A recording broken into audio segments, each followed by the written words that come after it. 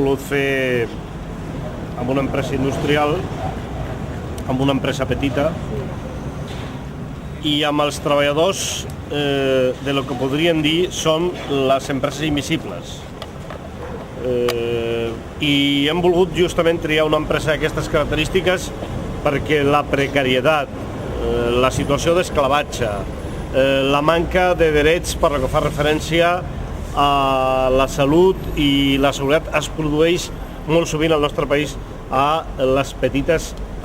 quasi a les microempreses. Els posem en qüestió els drets socials i el pitjor exemple el trobem a Europa, en la proposta de directiva del temps de treball i les sentències del Tribunal de Justícia de la Unió Europea que no fan altra cosa que afavorir el dúping laboral.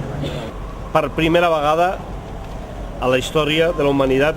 un dia que comença a la Segell i que acabarà a l'Asca, tot el món es mobilitzarà per uns objectius comuns. Dignitat amb el treball,